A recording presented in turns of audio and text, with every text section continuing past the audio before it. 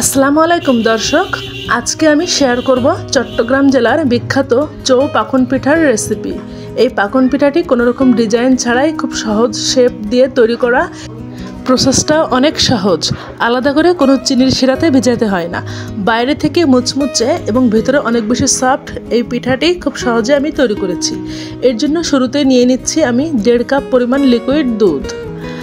আমি 1.5 কাপ পরিমাণ তৈরি করছি, তবে আপনারা চাইলে আরও বেশি তৈরি করতে পারেন। হাফ চা চামচ দিয়ে দিচ্ছি লবণ এবং 1/3 কাপ দিয়ে দিচ্ছি চিনি। চিনির পরিমাণটা আপনারা কম বা বেশি দিতে পারেন। এখন চিনিটা গলে এই দুধটা একটা বলক আসা পর্যন্ত অপেক্ষা করছি। যখন এরকম বলক চলে এসেছে তখন এর ভেতরে আমি যোগ করব আটা। আমি যতটুক দুধ নিয়েছিলাম ঠিক ততটুক আটা দিব, অর্থাৎ 1.5 কাপ আটা দিয়ে দেব। আটাটা দেওয়ার পর চুলার আঁচটা আমি লো হিটে করে দেব এবং নেড়ে চেড়ে আমি একটা রুটির মতো ডো তৈরি করে নেব। নর্মাল রুটির যেরকম ডোটা শক্ত হয় কিছুটা, ঠিক এইরকম ডো তৈরি হবে। চুলাটা এই পর্যায়ে লো হিটে রেখেছি এবং যখন ডোটা এরকম কিছুটা আঠালো হয়ে পানিটা শুকিয়ে আসবে তখন চুলার হিটটা অফ করে দেব। এখন আমি একটা ঢাকনা দিয়ে ঢেকে এই ডোটা 5 মিনিটের জন্য রেস্টে রেখে দেব। এতে ডোটা আরও বেশি সফট হয়ে যাবে। ফিরে আসছি 5 মিনিট পর। ডোটা আমি একটা প্লেটে নিয়ে নিচ্ছি। এই পর্যায়ে এই ডোটা অনেক বেশি গরম আছে, তাই আমি একটা ছোট স্টিলের বাটি নিয়েছি এবং বাটির নিচের সাইডটা দিয়ে এটা একটু মথে নেব। যখন এই ডোটা কিছুটা ঠান্ডা হবে হাত দিয়ে ধরার মতো, তখন আমি হাত দিয়ে মথে নেব। গরম গরম থাকতে ডোটা মথে নিলে ডোটা অনেক বেশি সফট হবে। ডোটা এখন হাত দিয়ে ধরার মতো হয়েছে। এখন আমি একটা নর্মাল টেম্পারেচারের ডিম নিয়ে নিয়েছি এবং ডিমটা একটা কাঁটা চামচ দিয়ে ফেটিয়ে নিচ্ছি। এই ডিম থেকে কিছুটা পরিমাণ মিশ্রণ নিয়ে আমি এই ডোয়ের ভিতরে মেশাবো। আমি পুরাটা পরিমাণ ডিমের মিশ্রণ নিইনি, অর্ধেকটা পরিমাণ নিয়েছি। 1 চা চামচ দিয়েছি বেকিং পাউডার এবং এখানে ঘি দিয়ে দিচ্ছি 1 চা চামচ মতো। ঘিটা দেওয়ার ফলে এই ডোটা অনেক বেশি সফট হবে এবং এই পিঠার ভেতরে খুব ভালো একটা ফ্লেভার পাওয়া যাবে। ডিমের পরিমাণটা আপনাদের একটু কম বেশি লাগতে পারে। আমি যেহেতু 1.5 কাপ পরিমাণ আটা নিয়েছি তাই কম লাগবে। হাতের তালু দিয়ে আমি একটু ময়ান করে নেব। এই ডোটা যত বেশি ময়ান করা হবে তত বেশি সফট হবে। এই পাকন পিঠার মূল কাজটাই কিন্তু ডোটা তৈরি করা। দেখুন এতটুকু ডিমের মিশ্রণ কিন্তু আমার বেঁচেই গিয়েছে।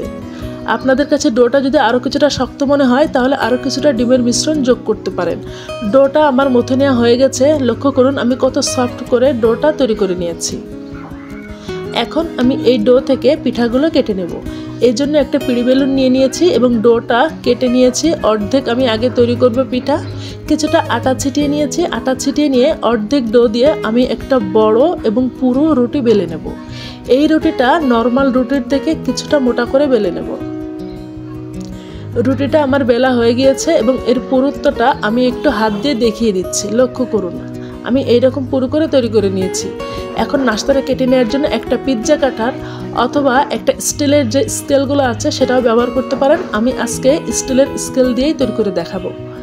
কোনো রকম ডিজাইনার শেপ না, শুধুমাত্র চৌকো চৌকো করে 4 কোনা পাতা শেপ।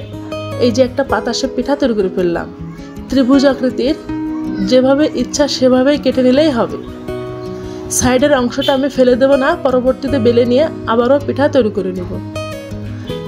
আমার বলার থেকে আপনারা ভিডিও খেয়াল করলেই বুঝবেন আমি কেমন করে পিঠাগুলো তৈরি করছি। আমি কিন্তু বিভিন্ন শেপ দিয়ে নিচ্ছি। পিঠার ডিজাইনগুলো দেখানোর জন্য এখানে ভিডিওটা কিছুটা লম্বা হয়েছে। আপনারা আপনাদের পছন্দ মতোও চাইলে কেটে নিতে পারেন অথবা কুকি কাটারের সাহায্যে অন্যান্য শেপ দিয়েও কেটে নিতে পারেন।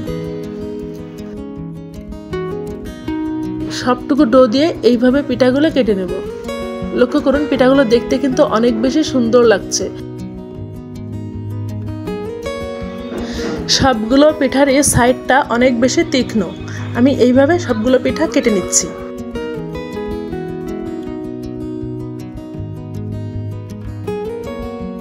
পিঠাগুলো আমার কেটে নেওয়া হয়ে গিয়েছে। দেখুন আমার কিন্তু 1 প্লেট পিঠা হয়েছে। পাতা শেপ পিঠাগুলো আমার কাছে দেখতে বেশি ভালো লাগছে। এখন আমি পিঠাগুলো ভেজে নেব। এই জন্য চুলায় একটি প্যান দিয়ে তাতে পর্যাপ্ত তেল দিয়েছি। তেলটা মাঝারি আঁচে গরম করে নিয়েছি এবং এই পিঠাটা মাঝারি আঁচেই ভেজে নেব। তেলটা খুব বেশি গরম করা যাবে না, সেক্ষেত্রে বাইরের সাইডটা দ্রুত কালার চলে আসবে এবং ভেতরে কিন্তু কাঁচাই থেকে যাবে। পিঠাটা দেওয়ার সাথে সাথে খুব দ্রুতই লক্ষ্য করুন যে কেমন ফুলে উঠছে। একটা সাইড কিছুটা কালার এলে আমি চামচ দিয়ে উল্টে দিচ্ছি। আমি উল্টে পাল্টে একটা সুন্দর গোল্ডেন কালার করে তুলে নিচ্ছি। রেসিপিটি আপনাদের যদি পছন্দ হয়ে থাকে তাহলে বাসায় একবার হলেও ট্রাই করে দেখবেন, খেতে অনেক বেশি ভালো লাগবে। এই নাস্তাটি বাইরে কয়েকদিন পর্যন্ত রেখে দেওয়া যায়, চায়ের সাথে পরিবেশন করতে পারেন। আর চ্যানেলে নতুন হয়ে থাকলে সাবস্ক্রাইব করার অনুরোধ রইল।